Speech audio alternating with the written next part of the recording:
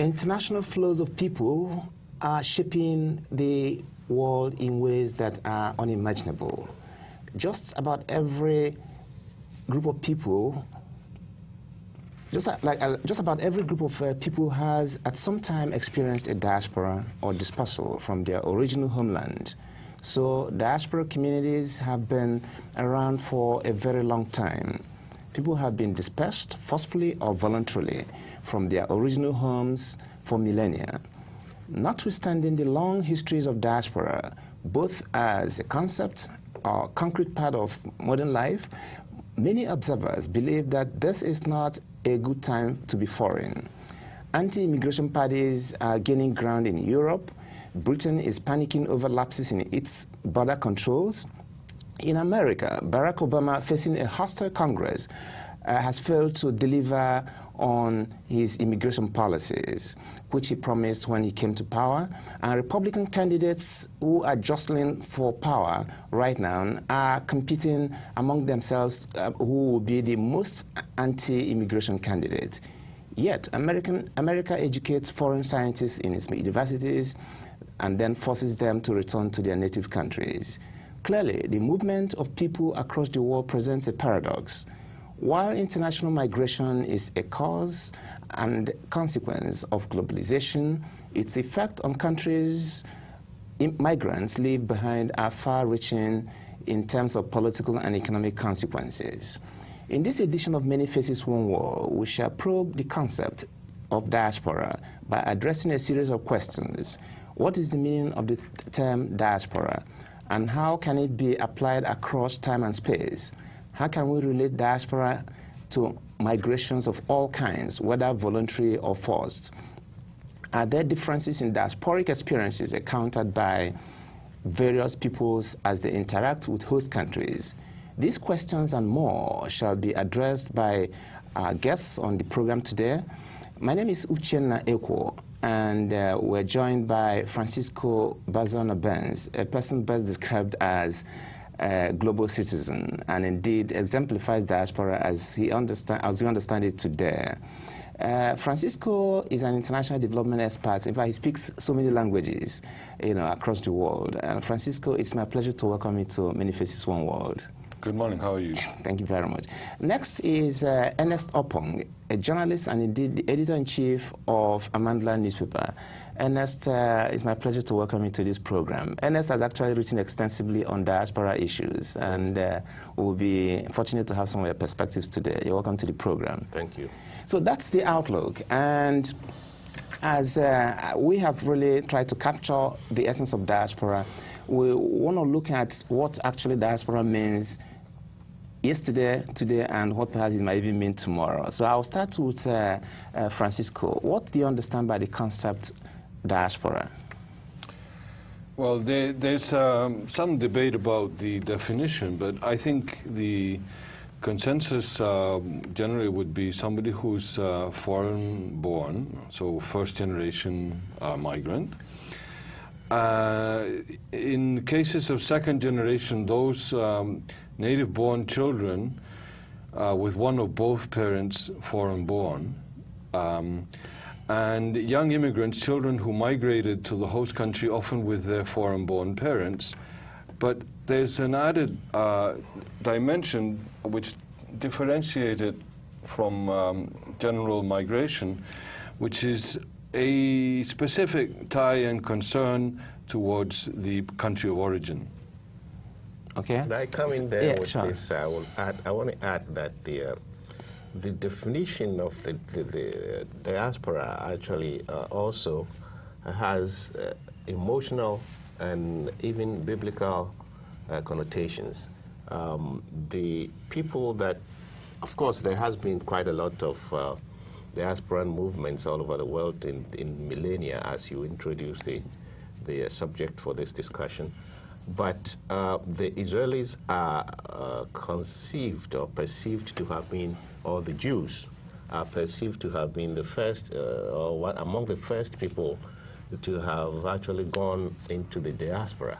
And so that word has such an emotional, the Jews have an emotional ties to that word, the diaspora, and especially with the founding of Israel, you know, and the rush of people of Jewish descent into the new country, it has become an even more, you know, emotional, and has added an even more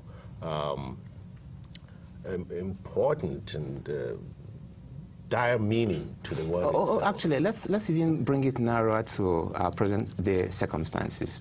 Yeah, obviously, Right. we really understand some of the dimensions in terms of how the Jewish diaspora and all Right. that. Mostly, when you discuss diaspora, somehow you bring about those emotional issues and all that. But most importantly, too, even today, diaspora is used interchangeably with issues about immigration and all that. Definitely. So, and like in the United States, for example, who is actually in the definition of who is an immigrant is even difficult, where almost everyone in the United States is an immigrant, and the world is shifting, everybody is moving from one place to another. So in that context, is there a way you can position diaspora different from the way we understand even immigration issues today? Well, I mean, you said it. In the United States particularly, who is a diaspora? Because if you look at the demographics of this country, almost everybody here, the majority of people here came from some place. And so the people here, the original people here, who happen to be what we call the Native Americans, are probably the only people who we can describe as the native people. Other than that, I mean, from the time of Christopher Columbus, everybody has come from somewhere. So probably, and I would say probably, because some people believe that they are not. As a matter of part of the diaspora. Francisco, you see, like I talked about in the introduction, you know, today probably is not a good time for anybody to be foreign, especially like in the U.S. or even on other lands where perhaps other people are threatened by, you know, a lot of immigration policies of governments and all that. So can you really contextualize it, you know, like in the United States, for example, you know, we have seen politicians, you know, dealing with this issue in different ways. They have not been able to come up with any concrete suggestions and so on. So can you just look at some of the positive aspects of really diaspora experience, you know, perhaps to inform the debate as to whether it's desirable to really have a liberal immigration policy or to really, you know, be fully 100% anti-immigration? Well, you have to base the debate on facts, and it's not being based on facts, and that's the main problem we have, because what we are seeing is the same as in the 30s, which generated a very virulent response in the case of Nazism and fascism. The labor force in Germany in the 30s, the unemployed sectors of the labor force were divided half-half between fascists and Spartakists and communists. So what you get is a sector of population that becomes very radicalized. You also get other phenomenon. You get the phenomenon that is reflected in gangs of New York, which is other forms of survival in front of the crisis. And you get all the conflicts between the different groups. The recent arrivees, also from mostly southern Europe at the time, in the 30s, and the more established Irish workers, and how access to control of neighborhoods also takes violent forms. This can happen again. So the point I'm making is that the great contribution of diversity coming into a nation, especially a nation with such a global interest as the United States, is in a way not being recognized because it is happening in a moment in which there is a growing amount of unemployment. So the most immediate interest of the population in terms of accessing employment is being kind of directed against how can the immigrant How can groups. immigration, you know, change the unemployment status of the United States? Or is there any way you're suggesting that immigration can be of help? there are many ways in which immigration can be of helping in terms of opening new markets and opening new relations and bringing in critical professions and skills that are needed for the development of the country. But when you get a moment in which there is a lack of productive investment and in which our services, our enterprises are not really selling a lot, it's very difficult to generate this turnaround unless you create different conditions for investment.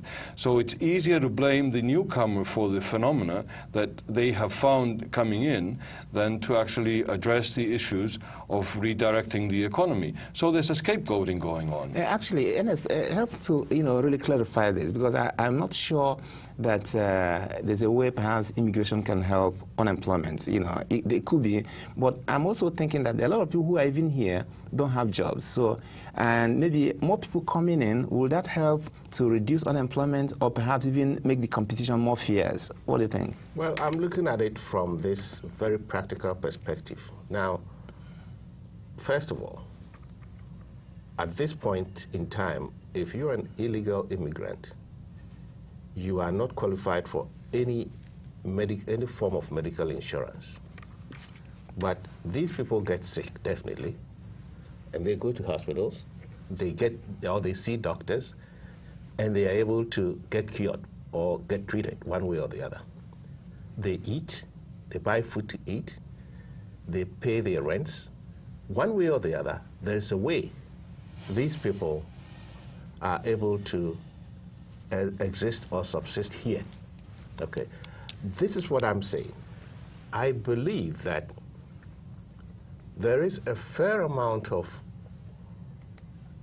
business generation even within the illegal community. I'm not sure this word is proper, because using the word illegal. Well, what else can I say? Because I think maybe when they sound documented, it's probably a better let's look at undocumented. Okay. Because, and what I'm trying to say here is this. These undocumented people who are vigorously trying to live, probably from their own, contributions and whatever they are doing that illegally by way of not paying taxes. Okay. So if anybody thinks that people are undocumented people are living here off anybody, I don't think it's fair, because they don't have any access. Now, it means there's a fair amount of money that is going to the wrong places. Give these people, recognize those who are in active business, who are potential investors, okay, small-scale businesses, and they are doing well. If you look at the various communities, especially the beginning of the warm seasons in spring, you see a whole lot of work going on ground clearings and grass cutting all over the place. Okay. Do you think all of these people have registered their companies? I don't think so. Francisco, if you have the opportunity of being an advisor to President Barack Obama or Cameron in Britain, what will you be telling them, on how to grapple the world's immigration problem, the migration issues and so on, in terms of how will you be able to convince them to see the necessity to really, confront these things, more objectively and more honestly? Well, what I was trying to say before is that the problem is not migration, because with the aging population that we have both in the UK and in the United States, in order to maintain our social institutions and our welfare state, if we don't have a growth of population in the active period of their labor life, then the contributions that can be made to sustain our health systems and our educational systems will be greatly reduced, because there will be a growing amount of people that will be already receiving pensions that will be no longer contributing taxes. So this is obviously a reason why, although we are in a crisis now in which there are forces that would create a response which is negative towards diaspora because of searching somebody to scapegoat general problems which are broader, which have to do with having invested in speculative activities instead of investing in productive activities. But once we get out of this crisis, the situation will be the same. We will need to grow. And I don't think that without immigration, we will have a population that will be in the best interest of the collective. Well, but Paco, don't forget that there is at this point there is a boom in births here in the United States. However, what the problem probably is that there's a fair amount of people who are being trained here in several fields of endeavor, and who are now seeing it necessary to go back home, or who are now not given the opportunity to work here to make their contributions, to the economy of the country. You have a lot of people from developing countries all over the world, not only from China and India, but from other places in Africa. In fact, right now, I know a company back west which is in a dire need of at least 20 computer engineers, software engineers, and they've only found one in this country. And so that is an indication that there's something going on which this country or which policymakers should be very particular about. How do we, or there has to be a second look at the way, at the education system in the first place, and ease immigration as well. Okay. There are two different kinds of diaspora. People who came voluntarily and people who were forced into diaspora. Mm-hmm. Right. So can you elaborate on that? Well, yes. The second kind in the United States affects mostly people of African descent, and they're the descendants of the slave trade. So we have two kinds of African populations in the United States. We have those that have come in as migrants voluntarily, and those that are part, of course, of the United States population, but that are old diaspora that was generated. There are refugees, there are sojourners, and then there's also, of course, people who have come for on asylum and stuff like that. Of course, and then there's of course people who are running away from situations of crisis. Which have very crucial needs, because in many cases they're suffering post-traumatic stress. I've worked with that population in Canada a lot, and if the services are not granted, you still have a cost, which is the cost of people who are not integrated, and the dangers that that can mean. So the investment in integrating diversity is necessary in a society.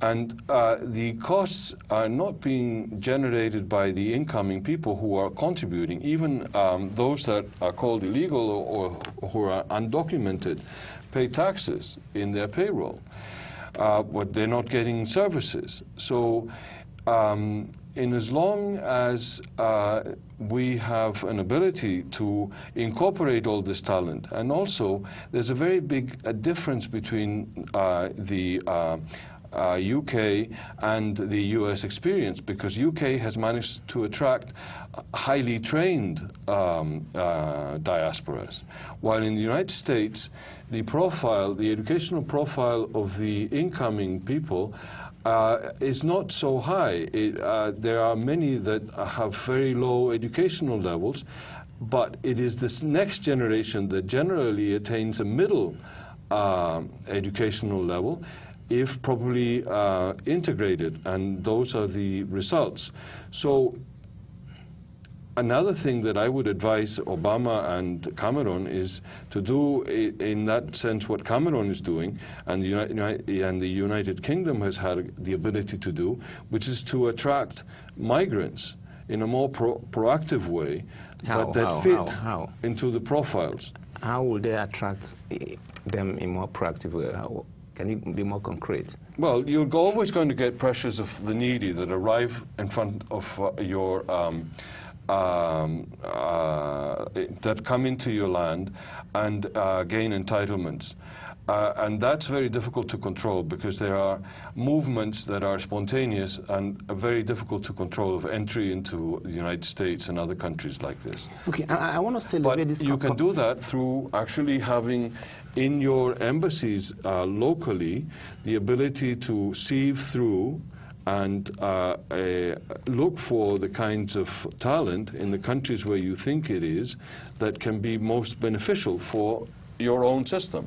So you can do both. Okay, let's elevate this conversation. You know, what is the benefit of all this movement of people from one place to another? What does the world stand to gain? Well, it's a two-way process. The host country gains, and the country that is being left by migrants. That's being left back gains. But the gains, I mean, there are losses and there are gains. Okay, let's hear them. Well, if we look at the losses, for instance, let's start with the losses. It's not all positive. Okay. You have immigrants fueling insurgent movements and terrorism within the country. These are the disadvantages. Disadvantages within the host countries. Okay. Okay, like in the U.S., for example, most people who perpetrated the 9/11 were immigrants. They were immigrants. Okay. All right. You have others who sustain conflict in home countries. You have especially the Irish. The Irish come to mind when the IRA. The IRA. Many of them were here in this country and other places, and they were actually working together with other terrorist countries, terrorist groups, organizations to foment trouble in Ireland. In Ireland, in England. Okay. Okay. And also, we don't forget that we have the brain drain, which in fact has affected so many countries, especially developing countries, where you have very, very well-educated people who are actually providing the wherewithal in terms of technological knowledge and knowledge in general to move the countries ahead, who have been forced by circumstances of poor remuneration or even politics to move away from these countries. So that is the negative part of it. However, there is also the positive part of it. And that positive part here is basically, I mean, economic, because immigration happens to be a source of foreign direct investment. Okay? Now, and many people, especially coming to the United States, some of them come with money, real money, to come and invest. You know, invest in various areas. You have the principle of outsourcing has also increased, which is also part of the foreign direct investment, where people coming in to invest in various areas of the sector, the business sector, and therefore have become, outsourcing has become a very potent force, a very potent economic force in business. There's the technological transfer. One name that comes to mind is that guy who used to work, who was the head of the NASA. Von Braun? Von Braun. Okay. You know, he was a German, I think, and a German immigrant who came and actually made NASA what it is now. And philanthropy, tourism, and even political contributions. So it's a two-way street. Yeah, absolutely. And again, you see, the two-way street here is that foreigners who come here contribute so much to their countries economically. If I may give you or we'll may probably come to that later on. Okay, I'm intrigued by two issues you just mentioned. Right. The economic potential that comes along with movement of people and all that, and also the brain drain you talked about. Right. But let's also focus on this brain drain. There's also another aspect, what they call reverse brain drain, or perhaps even brain gain. Brain gain sort of. Because what has happened is that even the people in diaspora also contribute their own knowledge in helping their homelands in one way or the other. In other words, what one researcher called brain networking. So those people at home and those people outside do interact, share ideas and all that to also improve their own home country. So in that way, maybe, yes, I understand your point. It's also helping both the homelands and, of course, even the host countries as well. And also the issue of remittances. There are lots of countries who, according to the World Bank, that actually have benefited from remittances from most people in diaspora, also to improving their economic well-being. I think even Mexico, for example, do have perhaps, I think remittances probably is about the second next to the highest source of revenue that the government makes or something like that. I'm not very sure, but there are countries that do depend extensively on people in diaspora to really, boost their economic potential back home. So I guess maybe to that point, yes.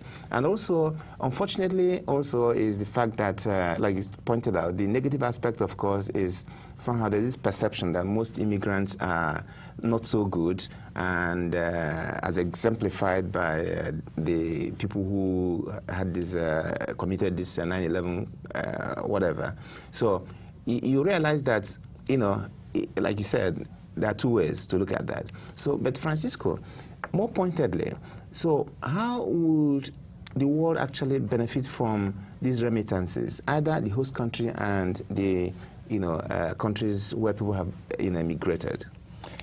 Well, in terms of remittances, the main thing in terms of the data that I've seen is that the remittances are sent directly to the families, and that the minimum amount of intervention by government bodies takes place in guiding the expenditure of these remittances through taxation or whatever. For the simple reason that if these remittances arrive to the families in countries where there is poverty, it will be spent, and will be spent in satisfying direct needs. While when there are government interventions, it's been harder to get good results. So I'd say that it's important, but it's mostly important that it's a spontaneous phenomenon, and that it seems to be most effective when it is understood like this. If there's any organization that could be effective, is those that take place at global level. All the opposite, at a local level. If a community decides that they are getting remittances from a series of families and they decide to pool those resources, then the effectiveness is probably higher than if one is creating some kind of centralized body to guide. So that's my general comment on remittances. And on reverse brain drain, I hope we can talk a bit more about it, because it's an important thing. Can I talk a little bit about the remittances? Because, go ahead. Yes, there is a fact that, and it's true, it's been documented, that when governments control, especially governments in the developing countries, when they control remittances, all the monies are channeled into the central point, which in fact directly also affect the economies and the currencies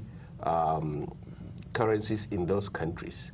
Because I know it has had quite a good, the remittances have had a very good impact on countries like Ghana, Nigeria, India, Mexico, and other places.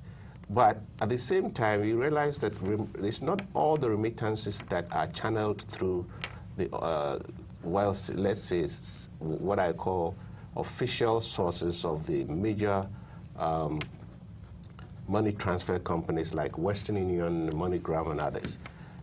Some investments, and I believe some of these are what I call the non-traditional transfer methods, asking people to carry money, from here to their various countries, if you know friends going and so on and so forth, also has a very, very important impact on the economies.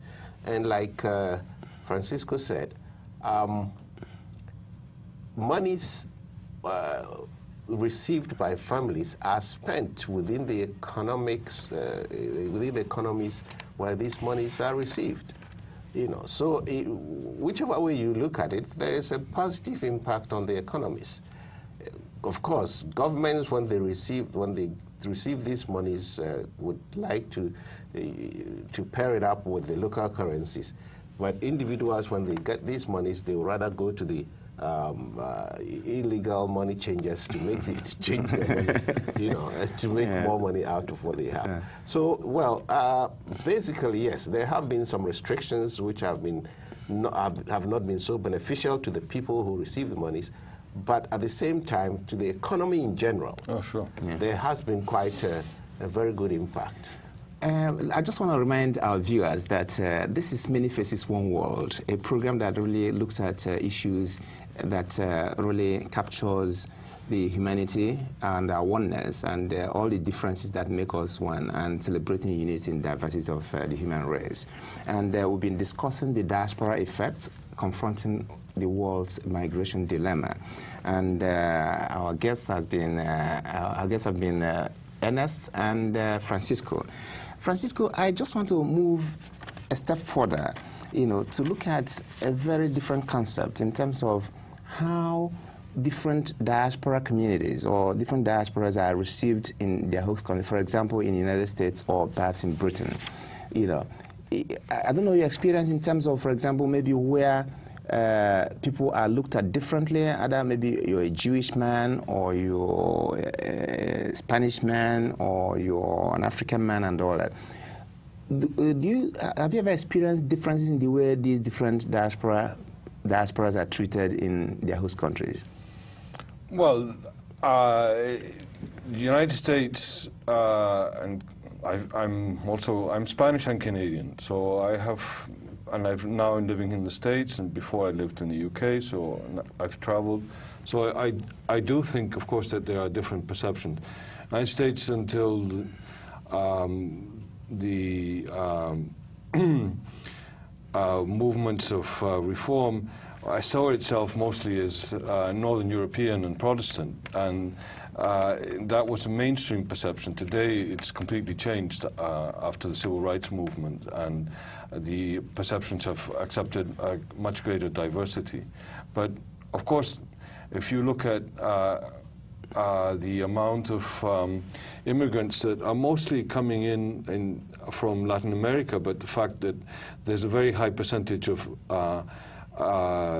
people from these groups that are actually have no legal documents in the country, especially from Mexico or in the Dominican Republic or Colombia, in specific groups, then you have specific pockets which, apart from ethnic perceptions of resistance to diversity and acceptance of humanity as one, you also have problems of actual legality and how easy it is to establish themselves and gain rights and access social services.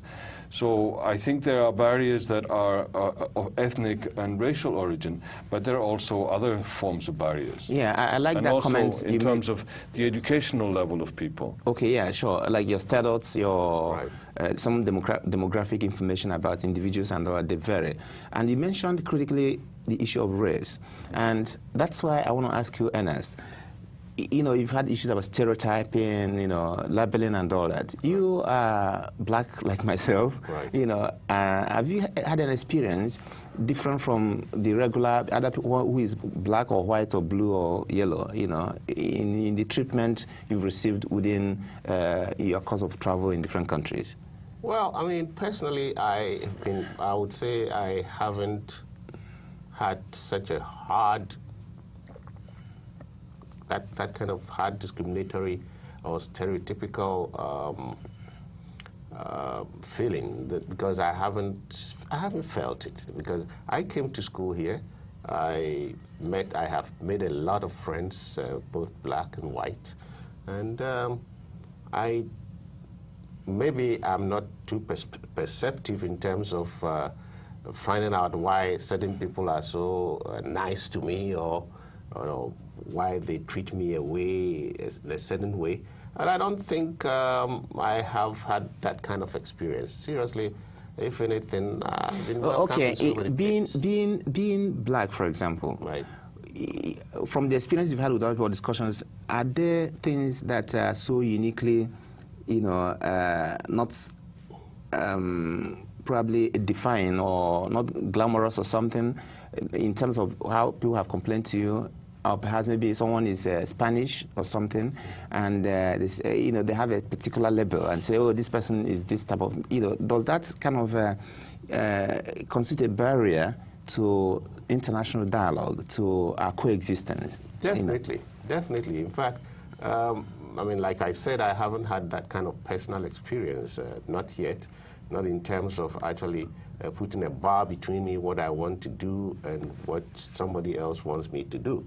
You know, I've been probably lucky, and I'm very sure there are others who may have the same answer to your question. But at the same time, I don't think I'm unique, but I'm very sure there are others who have had very and you see, like I was also, I can also add the Jewish this in the mix. You know, there are some actions you may want to take against a Jewish person, for example, and it to be seen as termed anti-Semitic. You know, so and stuff like that. I'm sure some things perhaps do constitute barriers. You know, in terms of how we relate as one people, humanity, and all that. So, is there a way you can put some? Well, I would rather look at this from this perspective of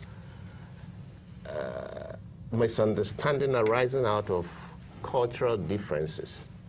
Sometimes people are genuinely doing what they are doing or saying what they are saying to you, not because they are intentionally trying to stereotype you, but this is the perception they have of you, and not only cultural, but other sources like the media and other sources of information that they have received. So when they are meeting somebody different from they are, they sometimes are very finicky and maybe might say something that might be offensive or something that might not sit well with the people they are communicating with. I think I will come back to that. Francisco, you look at the media terrain, you know, in this country and perhaps globally as well.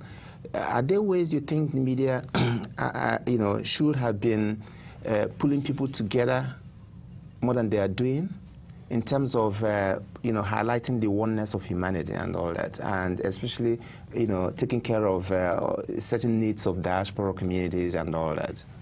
Well, we have a bias here towards the individual. So anything that has a collective nature, such as ethnicity or the color of your skin, or the fact that you come from middle class or you come from a different group, is not seen and addressed in the media so directly as it is in other countries, where there's a general approach which recognizes things that are more collective in nature. So you get lost a little bit in the individual rights when they don't work. It's great in moments of great progress, as we have lived, especially after the Second World War in the United States, in terms of increasing access. But now we're seeing that there are problems in New York. We're seeing that the black population is leaving certain neighborhoods, and that it's reducing, and that its access to employment is reducing. We see the same problem with Latino populations.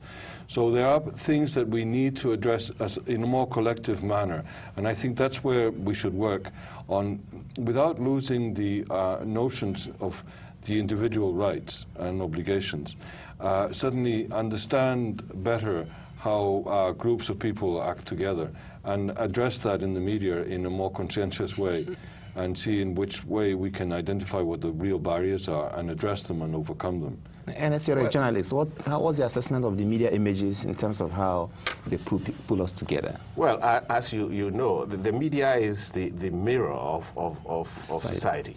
Now, until recently, as Paco said, this country was more Euro-centered than than otherwise. But with the influx of people of color from several parts of the world, some media decided, or some media have been late in recognizing the changes in the demographics, and therefore stick to the traditional Eurocentric way of disseminating information.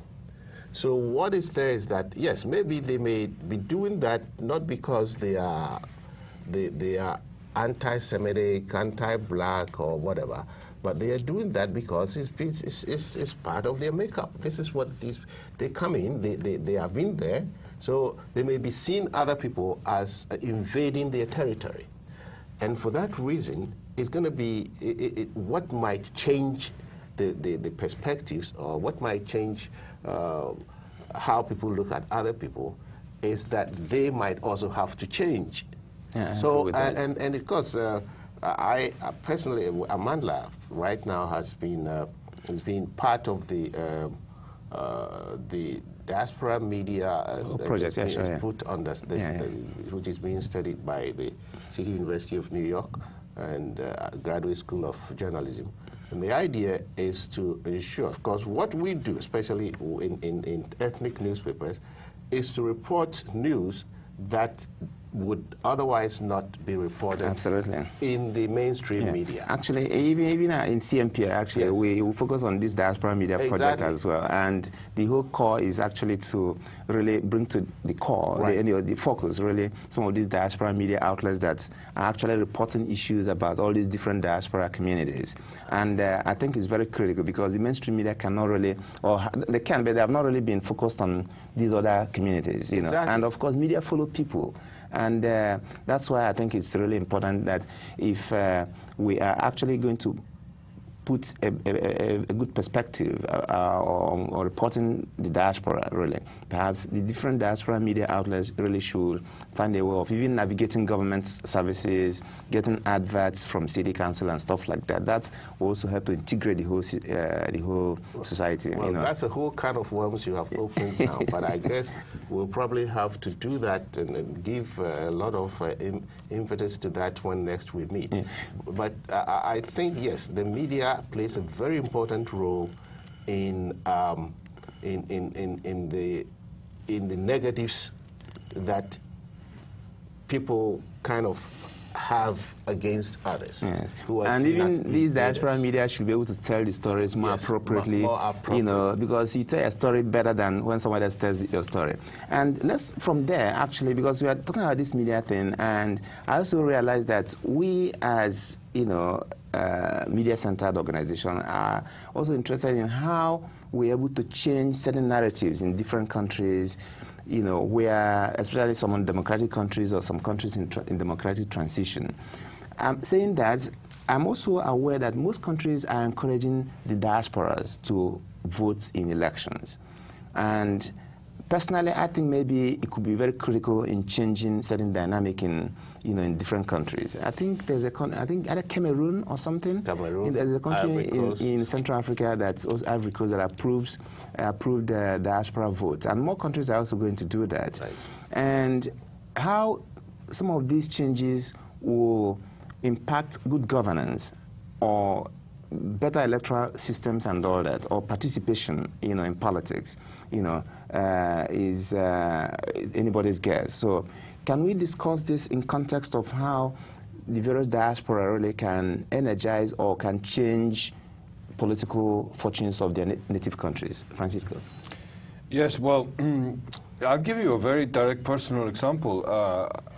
I benefited greatly from being a diaspora from Spain and Canada for nearly 23 years, because I managed to develop an education in ways that today you can do in Spain, but at the time in the 80s was still difficult in environmental studies and many fields that were cutting edge, where Canada then was a great contributor. So then when I go back to Spain, and as you know, I have a big relationship in terms of international development work and trying to incorporate them and coordinating the work between the United States and Spain in this field,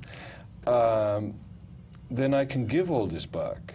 And this is the idea of the reverse diaspora, because we've come here and the media has to play a very key role in the diaspora media, because it becomes a collective opinion. And since we don't have a diaspora here which is characterized by being highly educated in place, although there are significant sectors of it that are highly qualified and very influential and have very senior networks with their countries of origin, these individuals, through what they learn being in the United States and through what they can contribute to their societies, can make an enormous contribution in terms of peacekeeping and stability. Because we understand systems management here, because the United States is based on systems management.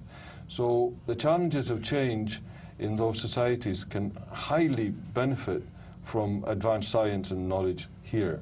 And the exchange both ways can be very relevant. I think you want to chime in. Yes, I want to chime in here. Yes, very true. The United States exists and depends so much on systems management as well as very strong institutions. See, this is what we don't have in so many underdeveloped countries or developing countries, if I may put it that way.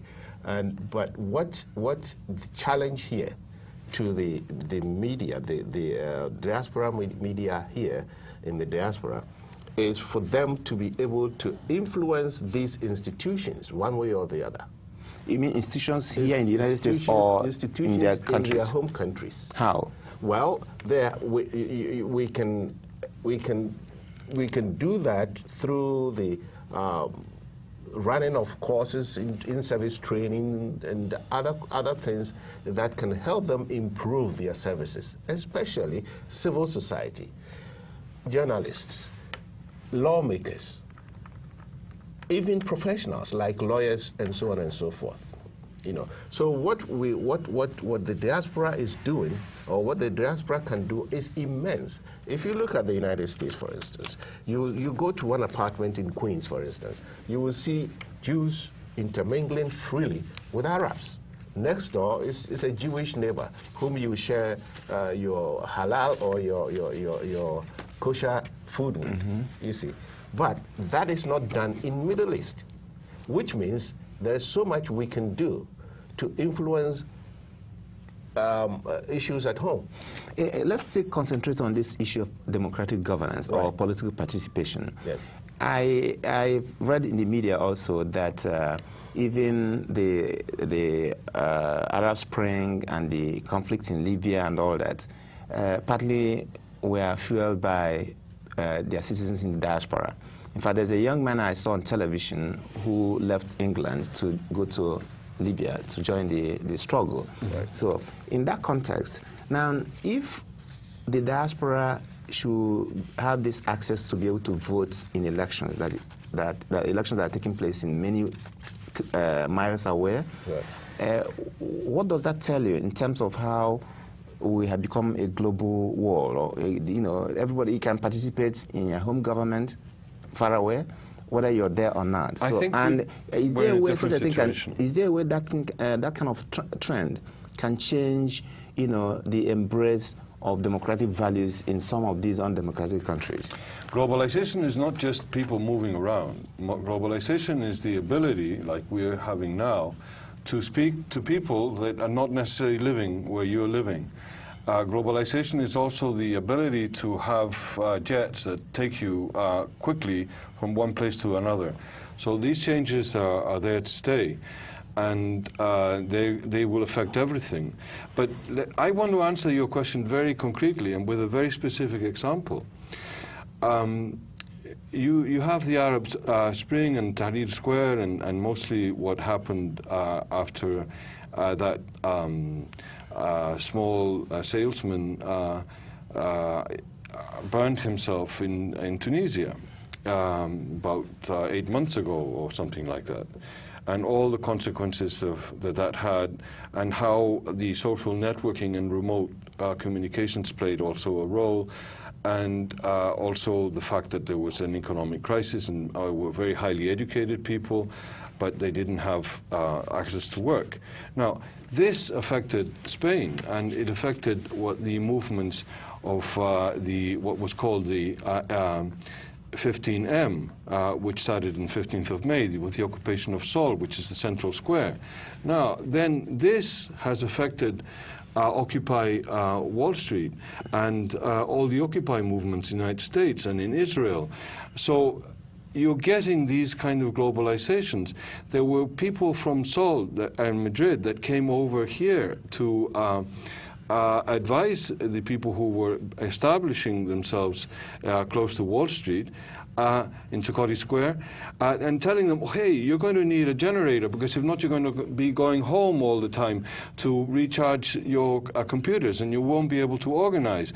There was an actual transfer. There was a woman, and this was recorded in the in central media in Spain. What we're getting is that globalization is many things. It's also a globalization of response and of resistance. It's not only just the movements of diaspora. Diasporas are talking to one another, so we're getting much closer to one another. Therefore, even if we have small groups here, because even if you have the most generous count, the diaspora could be 11% of U.S. population. That's the most generous count.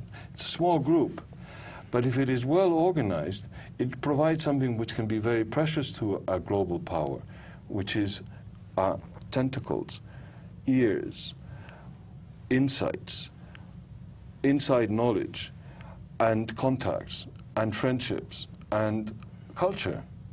So I think we have a great game that can be played positively towards peace and understanding. Ernest, you're from Ghana, and I'm aware that most African countries do have issues with elections, change of governments, and issues about democracy generally.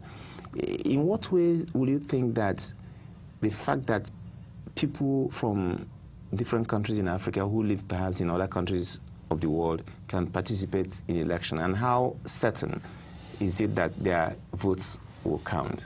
Well, this is a very important, very good question. First of all,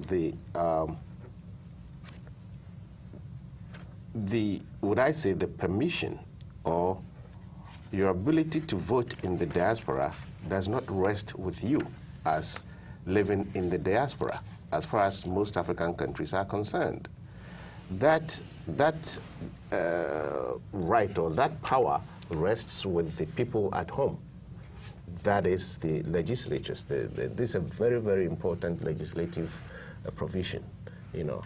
And so many countries, many African countries, many African countries are yet to enact laws to allow the diaspora to vote.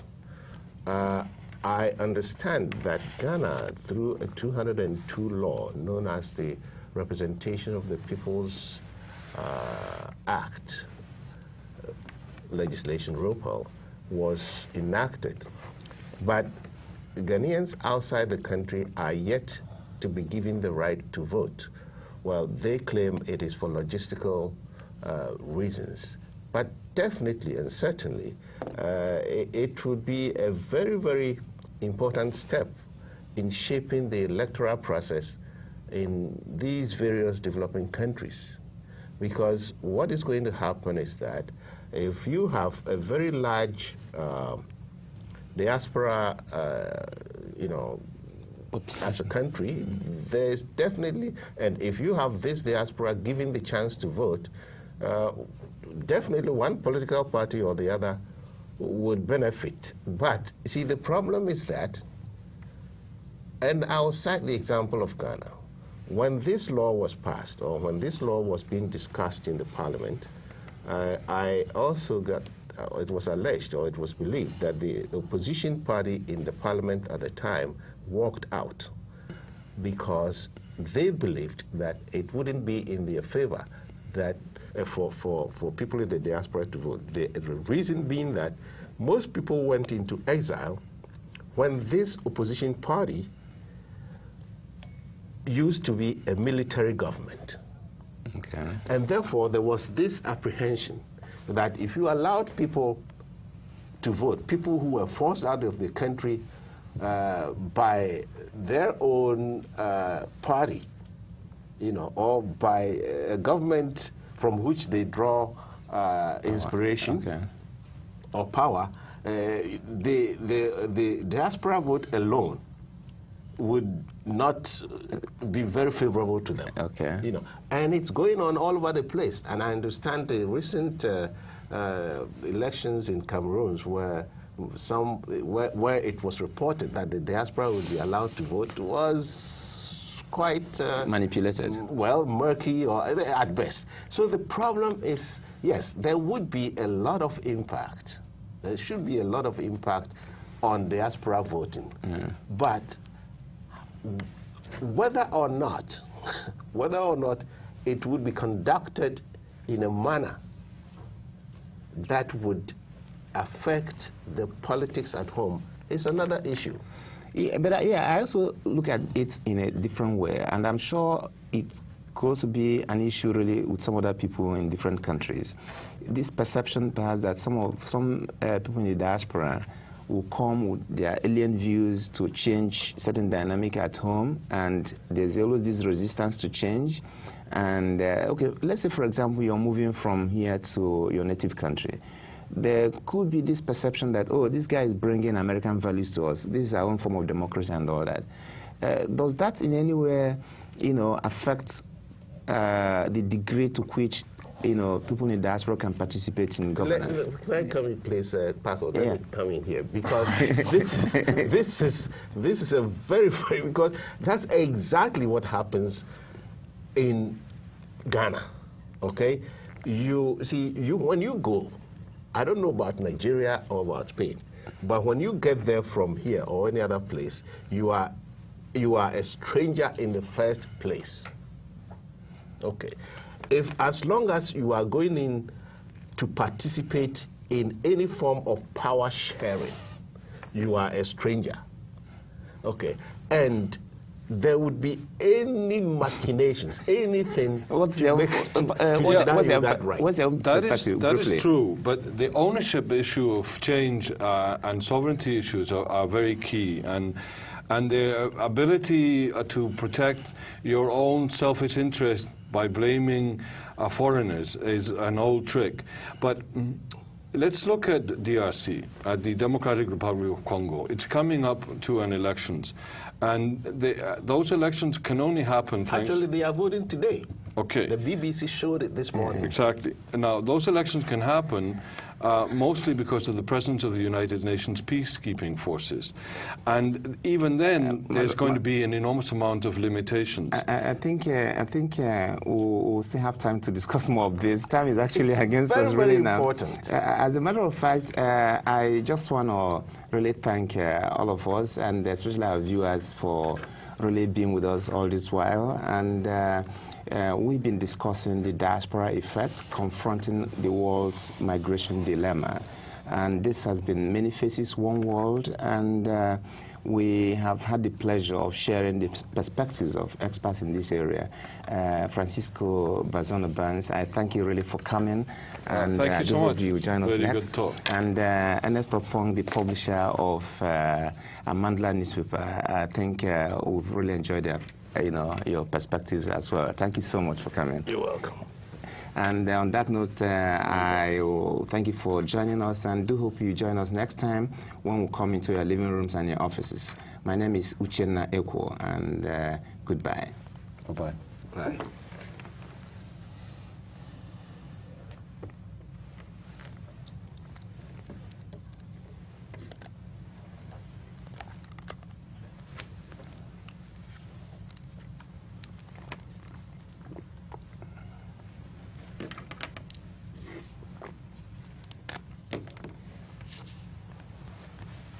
Okay, Tada.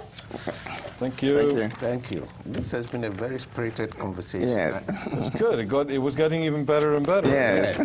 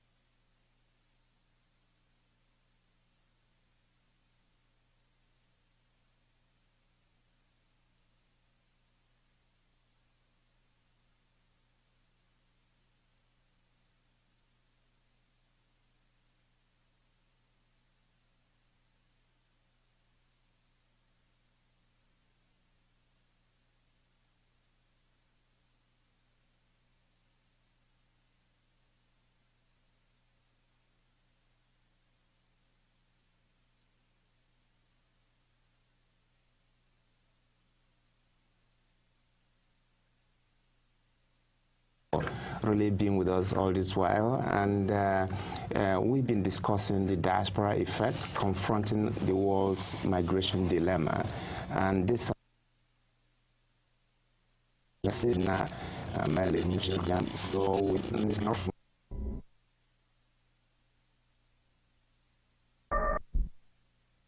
trick.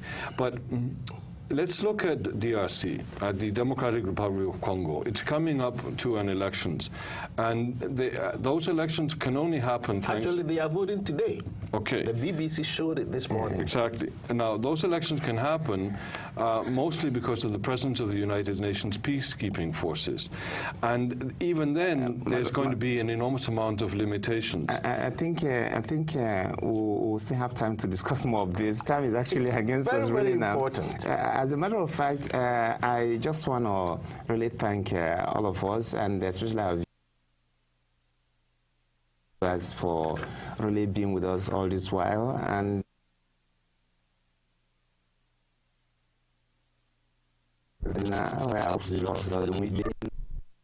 being with us all this while.